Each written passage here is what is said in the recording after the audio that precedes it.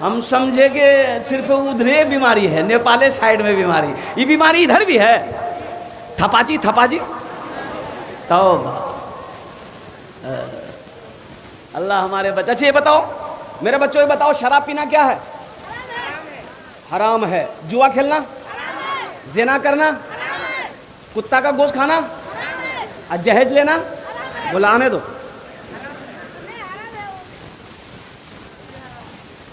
सोचो मांग कर जहेज लेना ही तो हराम है। अल्लाह के रसूल सल्लल्लाहु अलैहि वसल्लम ने 11 निकाह किया, बताओ जहेज लिया? सहाबाए कराम ने शादी किया, निकाह किया, जहेज लिया? अच्छा तुम्हारे इलाके में कोई आलिम दीन निकाह करते हैं, शादी करते हैं, क्या वो जहेज लेते हैं? जहेज लेते हुए देखे है? ये बच्चा सब तो फंसा देगा, बोलता हाँ लिया है। नहीं, अगर वो आलिम साहब नहीं मांगे होंगे, कोई अगर अपनी खुशी से दे दिया होगा वो अलग बात है, लेकिन आलिम साहब नहीं मांगे होंगे, वो आलिम नहीं मांगे होंगे, मौलवी साहब नहीं मांगे होंगे। इसलिए नौजवानों सुनो, लड़की वाला अगर अपनी मर्जी से भी जहेज दे तो मत लो, अपनी मर्जी से भी दे फिर भी मत लो। बोलो नहीं आपकी जहेज मुझे नहीं चाहिए, आप सिर्फ अपनी बेटी दे दो। एक बात याद रखना, अगर किस्मत में दौलत है, अगर तकदीर में अल्लाह ने दौलत लिख दिया है मेरे बच्चों, एक बात याद रखो, तुम किसी से भीख मत मांगो, तुम किसी से जहेज मांग कर ना लो। अगर तकदीर में अल्लाह ने दौलत लिख दिया है, उस लड़की के साथ नबी के सुन्नत के मुताबिक निकाह कर लो। अल्लाह निकाह की बरकत से अगर तुम मिट्टी को छुओगे, अल्लाह उसे सोना बना देगा। इंशाअल्लाह वादा करो कि ना जहेज लेंगे ना जहेज देंगे इंशाअल्लाह। कितने लोग तैयार है? ज़रा हाथ उठाओ। ना जहेज लेंगे ना जहेज देंगे इंशाअल्लाह। वाह वाह। आज जो ले लिए हो वो रिटर्न नहीं होगा। एक लड़की वाला को पता चला कि एक लड़का एम ए पढ़कर आया है, संस्कृत पढ़कर आया है, बाहर से आया है, बड़ा अच्छा रहेगा, मेरी एकलौती बेटी है, उसका भी एकलौता बेटा है, अगर ब्याह हो जाए, शादी हो जाए तो बड़ा अच्छा रहेगा। अपनी बेटी की तस्वीर लिया, एक आदमी को साथ लिया, बोलो भाई चल तो चल ओखाने चलो। ओ लड़के वाले के यहाँ गया, अपनी बेटी का फोटो दिखाया लड़के के बाप को कि यार एटा हमार मई देखो ना भालो आछे कि ना। तो लड़का वाला देखा, बोला कि ना अपनार मई तो ब्यूटीफुल, हाँ हमको पसंद है, मेरा बेटा को दिखा दीजिए, मेरा बेटा को दिखा दीजिए। और बेटा ने देखा तो बोला कि अब्बा एक तो लड़की हमको चाहिए, ये लड़की खूबसूरत है, पसंद हो गया। तो लड़की वाला बड़ा खुश हुआ कि चलो मेरी बेटी का सिलेक्शन हो गया, तो चलो कुछ लेन देन की बात कर लें, क्या लेगा नहीं लेगा इन लोग। तो लड़की के बाप से बोला, लड़के के बाप से बोला कि समझी ए जहेज में क्या लेगा? बोला हमको कुछ नहीं चाहिए, मेरे बेटा से पूछो। तो बेटा को सामने बिठाया लड़का को, तो लड़की वाला बोला कि बेटा जहेज में क्या लोगे? टाइटन की घड़ी लोगे या सोनाटा घड़ी लोगे? क्या लोगे, कौन सी घड़ी लोगे? तो लड़का संस्कृत पढ़कर आया था, तो संस्कृत में लड़का बोला ना। बोले कि बोलो कि तो ना भी बोल रहा, हाँ भी बोल रहा। उसके साथ में जो था बोला फिर पूछो। फिर पूछा कि बेटा क्या लेगा? वॉशिंग मशीन लेगा? Washing machine. लड़का बोला ना। भाई बात समझ में नहीं आ रही कि ना बोल रहा कि हाँ बोल रहा। बोला फिर पूछो। बोला बेटा क्या लेगा? फ्रिज लेगा? फ्रिज। तो लड़का बोला ना। तो लड़की वाला को गुस्सा आया, बोला खुल के बोलो क्या बोलेगा, समझ में नहीं आ रही, खुल के बोलो। तो लड़का बोला यामा। बोलो बात समझ में आ रही, यामा लेगा, यामा लेगा। इसलिए नौजवानों तौबा करो, जहेज मांग कर नहीं लेना है, किसी लड़की वाले को परेशान नहीं करना है, अरे कोई किसी को मुसीबत में नहीं डालना है। आज हमारी बहुत सारी बेटियां सिर्फ जहेज की वजह से जवानी ढल गई, घर के अंदर में शादी नहीं हुई, इसलिए कि बाप गरीब है, उसके पास देने के लिए जहेज के लिए पैसा नहीं है, अपाची थपाची के लिए पैसा नहीं है। अब बताओ उन बच्चियों की आहा लगेगी कि नहीं लगेगी? इसलिए नौजवानों, नबी के सुन्नत के मुताबिक निकाह करना, नबी के सुन्नत के मुताबिक निकाह करोगे, अल्लाह निकाह की बरकत से तेरे घर में खुशहाली पैदा फरमा देगा। जो औलाद पैदा होगी वो नेक और साले पैदा हो। इंशाल्लाह नबी की सुन्नत मुताबिक निकाह करोगे भाई, निकाह करोगे इंशाल्लाह। अच्छा, एक लड़का ना 40 साल उम्र हो गई, उसकी शादी नहीं हो रही थी। उसकी वजह है कि वो जिस लड़की को देखता था ना उसको छांटता था। ये लड़की देखो, बोले नहीं इस लड़की से नहीं करेंगे। काहे नहीं करोगे? बोले इसका नाक बहुत ऊंचा है, छांटो। इससे करो, बोले नहीं इस लड़की का आँख टेढ़ा है। इससे करो, बोले नहीं इसका चलते हुए पैर लग जाता है। अच्छा इसको देखो, बोले नहीं काली है। इसको देखो, बोले नहीं इसका दांत निकला हुआ है। छांटते छांटते छांटते 40 साल उम्र हो गई। तब इसका जीजाजी बोला कि अब तुम्हारी शादी नहीं होगी। बोला काहे ना होगी? बोला अब बुढ़वा से शादी कौन करेगा? 40 साल के बाद बुढ़ापा शुरू हो जाता है, अब शादी नहीं होगी। ये नौजवान बोला कि नहीं नहीं जीजाजी, अब आप ही देखिए, आप जो देख लीजिए हम कर लेंगे, हम लड़की नहीं देखेंगे। बोला ठीक है बेटा, कराते हैं तुमको ब्याह। ये वो काली लड़की देख के इसका बोहने ना बात कर दिया।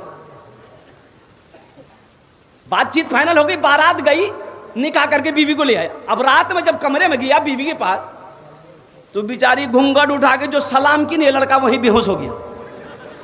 तो उसकी बीवी सोची का वो कोई बीमारी है कर इसको, ये अपने आप बेहोश हो गया। पानी का छींटा मारी, वो लड़की पूछने लगी कि आप बेहोश काहे हो गए? हम कुछ पूछना चाह रहे थे, आप पहले बेहोश हो गए। तो वो लड़का बोला जल्दी पूछो ना तो फिर बेहोश हो जाएंगे। वो लड़की बोली कि देखिए हम यहाँ नई आए हैं, हम तो किसी को जानते नहीं हैं, आप ये बता दीजिए हम किससे पर्दा करें किससे पर्दा नहीं करेंगे। तो उसका शोहर बोला कि तुम किसी से पर्दा करो या ना करो, लेकिन हमसे जरूर पर्दा करना। फिर भी होश हो गया हो। सिर्फ सूरत को ना देखो, सीरत को भी तो देखो, सीरत को भी देखो। अल्लाह के रसूल सल्लल्लाहु अलैहि वसल्लम इरशाद फरमाते हैं कि लोग निकाह करते हैं 4 बातों की बुनियाद पर। कोई हसब नसब देखता है, खानदान देखता है, कैसा ऊंचा खानदान है कि नहीं है। कोई माल और दौलत को देखता है, टाका वाला है कि नहीं है, कोठी वाला है कि नहीं है, बिल्डिंग वाला है कि नहीं है। और कोई क्या देखता है? हुस्न और जमाल को देखता है, खूबसूरती है कि नहीं है। अल्लाह के रसूल सल्लल्लाहु अलैहि वसल्लम इरशाद फरमाते हैं कि तुम दीनदारी को देखो, दीनदारी को तरजीह देना। जिस लड़की के अंदर में सौम सलात का पाबंद देखना, उसे अपनी बीवी बना लेना। जिस लड़के के अंदर में दीनदारी देखना, उसे अपना दामाद बना लेना।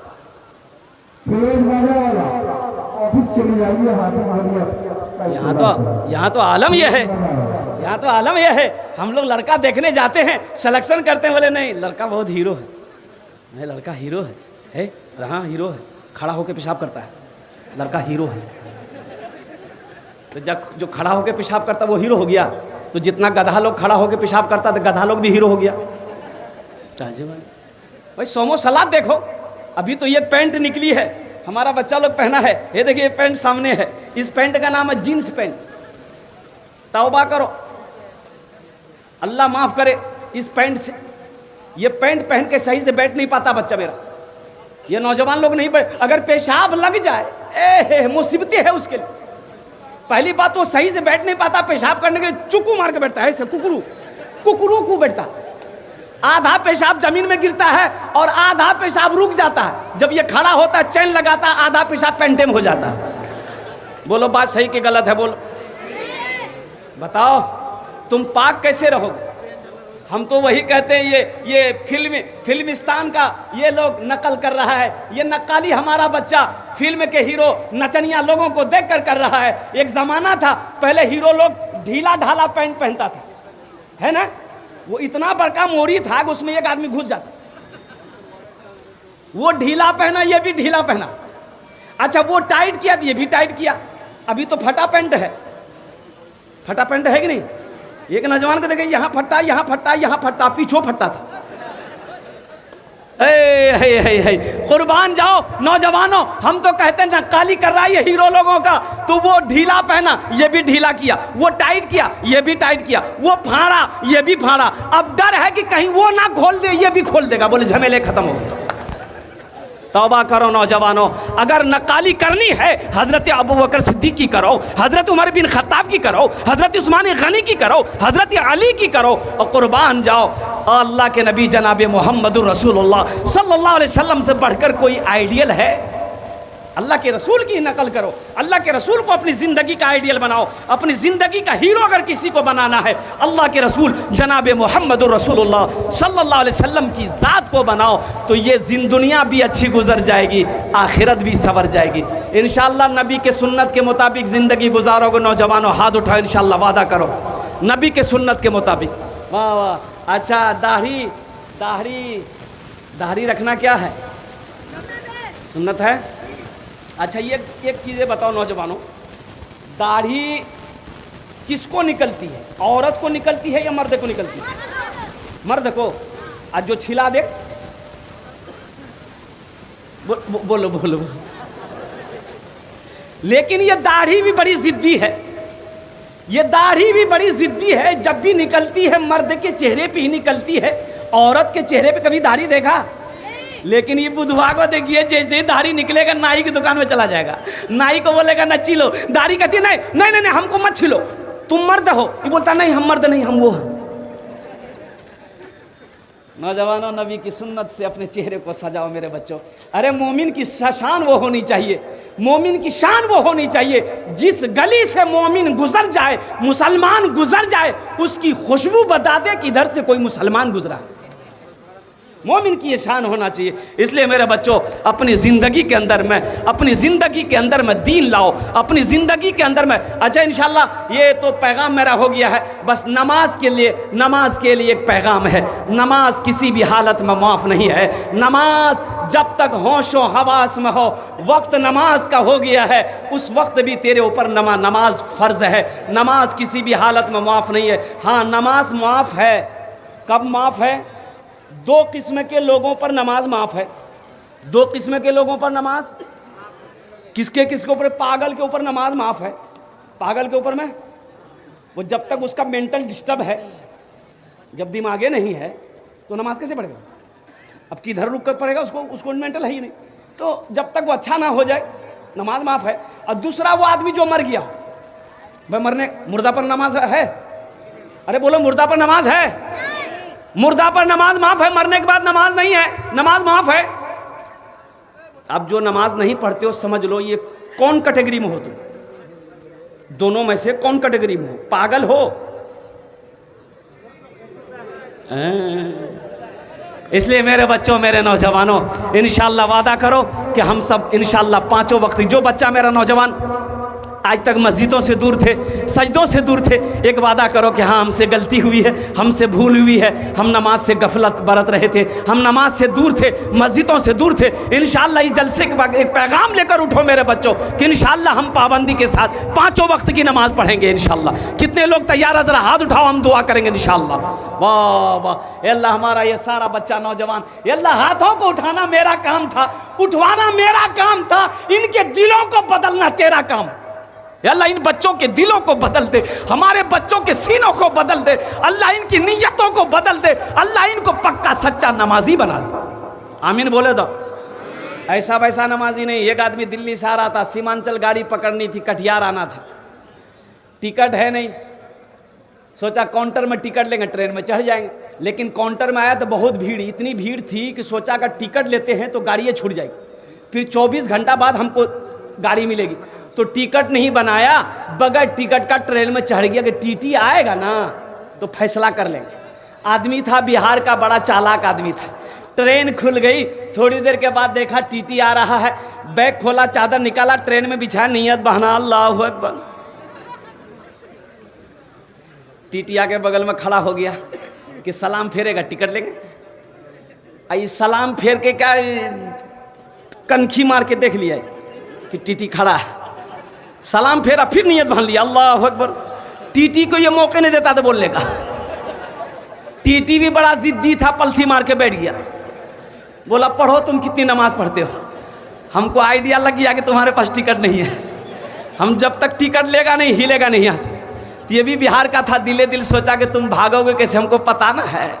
बस सलाम फेर कर खड़ा हुआ। ये नौजवान बोला कि नियत करता हूँ मैं 200 रकात नमाज की, दिल्ली से लेकर पटना तक, अल्लाह अकबर। टीटी भाग गया, बोलोगे तुम नमाज पढ़ते हो, हम टिकट नहीं लेंगे। अल्लाह हमारे बच्चों को, नौजवानों को पाँचों वक्त का पक्का सच्चा नमाजी बना दे। मुअज़्ज़ज़ सामीन किराम, अज़मत कुरान क्या है? नौजवानों, आखिरत को सामने रखो, मौत सामने खड़ी है। रब्बे क़दीर ने बेकार पैदा नहीं किया है, यूं ही पैदा नहीं किया। अल्लाह का कुरान कहता है वमा खलक़तुल जिन्ना वल इंसा इल्ला लियअबुदून। मेरा अल्लाह कहता है कुरान में, कुरान पढ़ो ना, यही तो मैं कहता हूँ। मदरसा यही पैगाम तो देता है, मदरसा यही पैगाम देता है। आखिरत क्या है, ज़िंदगी क्या है, माँ क्या है, बाप क्या है, भाई क्या है, ये कौन बताएगा? कुरान बताएगा। यूनिवर्सिटी नहीं बताएगा, कॉलेज नहीं बताएगा। माँ बाप का मकाम क्या है, ये कौन बताएगा? कुरान पढ़ो ना। कुरान ना बताएगा कि कॉलेज में पढ़ा बताया जाएगा, यूनिवर्सिटी में नहीं बताया जाएगा माँ बाप का मकाम क्या है, आखिरत क्या है, दुनिया क्या है, हलाल क्या है, हराम क्या है, सच क्या है, झूठ क्या है, ये कुरान बताएगा। इसलिए कुरान से लो लगाओ नौजवानों, आखिरत को संवारो, कब्र की तैयारी करो, हशर के मैदान की तैयारी करो। अरे जहां मरने के बाद कोई किसी का नहीं होगा, कोई किसी का नहीं। इबादत करो तुम, इबादत करो तुम सदा अपने रब की, ये दुनिया किसी की हुई है न होगी। इबादत करो तुम सदा अपने रब की, ये दुनिया किसी की हुई है न होगी। इबादत करो तुम,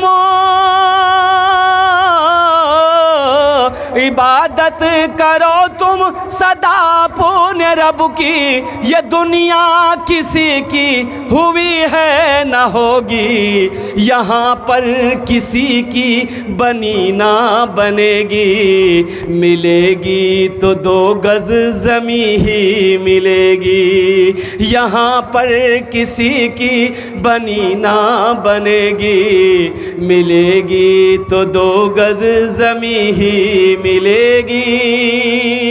इंशाअल्लाह आखिरत की तैयारी करेंगे भाई, इंशाअल्लाह आखिरत की तैयारी करेंगे, कब्र की तैयारी करेंगे इंशाअल्लाह, हशर के मैदान की तैयारी करेंगे इंशाअल्लाह, जन्नत में जाने की तैयारी करेंगे इंशाअल्लाह।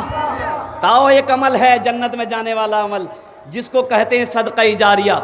अल्लाह के रसूल सल्लल्लाहु तआला अलैहि वसल्लम इरशाद फरमाते हैं कि जो लोग ये सदक़े जारिया कर ले, मरने के बाद बेटा भूल जाए, बीवी भूल जाए, भाई भूल जाए, गम नहीं है, वो दुनिया में ऐसा अमल करके गुजरा है कि अल्लाह क़यामत तक कब्र में सवाब अता फरमाता रहेगा। ये मदरसा आपने चंदा दिया है, 5 बच्चे दस्तारबंदी हुई, 5 बच्चा हाफिज़ कुरान बना। एक हाफिज़ कुरान 10 आदमी को जन्नत में लेकर जाएगा। कितने को लेकर जाएगा बोलो? एक वकील साहब कितने को लेकर जाएगा? नहीं लेकर जाएगा। एक हाफिज़ कुरान 10 आदमी को जन्नत में लेकर जाएगा। और सुनो, अल्लाह के रसूल इरशाद फरमाते हैं ये कुरान जो आज किताबी शक्ल में है, कल क़यामत के दिन हशर के मैदान में इंसानी शक्ल में होगा, बड़ा खूबसूरत इंसान होगा। एक आदमी के हाथ को पकड़ेगा, अल्लाह के सामने खड़ा कर देगा। तो मेरा अल्लाह अलीमुल गैब व शहादा है, फिर भी मेरा अल्लाह पूछेगा कुरान से तू कौन है? तो ये कहेगा मैं अल्लाह, मैं तेरा कुरान। कि तेरे साथ कौन है? कि अल्लाह मुझ कुरान का कारी है। क्या चाहता है? कि अल्लाह दुनिया में इन्होंने मेरी बहुत इज्जत की थी, मुझे सीने से लगाता था, मुझे आंखों से लगाता था, मुझे अपने सीने में बसाया था। या अल्लाह दुनिया में इन्होंने मेरा हक अदा कर दिया, इसलिए आज मैं चाहता हूँ उसका बदला दे दूँ। तो अल्लाह कहेगा तू क्या चाहता है? तो ये कुरान कहेगा या अल्लाह मैं ये चाहता हूँ कि आज मैं इसे जन्नत के अंदर दाखिल कर दूँ। तो मेरा अल्लाह ऐलान करेगा जा इसके हाथों को पकड़ जन्नत के अंदर मैं दाखिल कर दे, जा इसके हाथों को पकड़ जन्नत के अंदर में दाखिल कर दे। तो कुरान भी जन्नत में लेकर जाएगा मेरे भाई। जो कुरान से जुड़ गया, ये कुरान उसको ज़मीन की पस्ती से उठाकर आसमान की बुलंदी पे पहुंचा देगा। मुअज़्ज़ज़ सामीन इकराम, 5 बच्चे दस्तारबंदी हुए। मुझे इस मजमे के अंदर में 5 आदमी चाहिए, मैं उसके लिए 10 दुआ करूँगा। कत दुआ करबो बोलूँ तो? 10टे दुआ करबो अल्हम्दुलिल्लाह, 10टे दुआ करबो इंशाअल्लाह। मुझे कितना आदमी चाहिए भाई बोलिए? अरे बोलो तो कितना आदमी चाहिए? अरे भाई कितने बच्चे की दस्तारबंदी हुई? 5 बच्चे की दस्तारबंदी हुई, मुझे 5 आदमी चाहिए इंशाअल्लाह, उसके लिए मैं 10 दुआ करूँगा। और मैंने पहले कह दी यहाँ जो दुआ होगी इंशाअल्लाह कबूल होगी, मकबूल होगी। क़ाल रब्बुकुम उदऊनी अस्तजिब लकुम, मेरा अल्लाह कहता है तुम मुझे पुकारो, मैं तेरी दुआ को कबूल करूँगा। है कोई माँ का चहीता बेटा, लाडला बेटा, कलेजे का टुकड़ा बेटा कोई है, इसमें दोहरा सवाब मिलेगा। अपने माँ बाप के नाम पर अगर ये अमल कर लोगे, अल्लाह इसका अजर तेरे माँ बाप को भी अता फरमाएगा, साथ ही साथ आपको भी अता फरमाएगा। है कोई माँ का चहीता बेटा, लाडला बेटा, मुझे 5 आदमी चाहिए, मैं 10 दुआ करूँगा। 5000 रुपये देने वाला कोई पहला नौजवान तैयार हो जाए कि हज़रत मैं 5000 रुपये एक बच्चे के नाम पर, 5 बच्चे की दस्तारबंदी हुई है, कम से कम 5 आदमी तैयार हो जाओ और 5 बच्चों की दस्तारबंदी करवाने के लिए, 5 बच्चों को हाफिज़ कुरान बनाने के लिए इंशाअल्लाह तैयार हो जाओ। है कोई पहला खुश नसीब नौजवान जो अपनी माँ के नाम पर या अपने बाप की सालो सवाब की नीयत से 5000 रुपये देने वाला पहला कोई नौजवान, आगे से लेकर पीछे तक, दाएं से लेकर बाएं तक, कोई ऐसा नौजवान है जो 5000 रुपये चंदा देने वाला हो, ताउन करने वाला हो, मदरसा में देने वाला हो और एक बच्चे को हाफिज़ कुरान बनाने वाला हो। ओनार जोन्ने आमी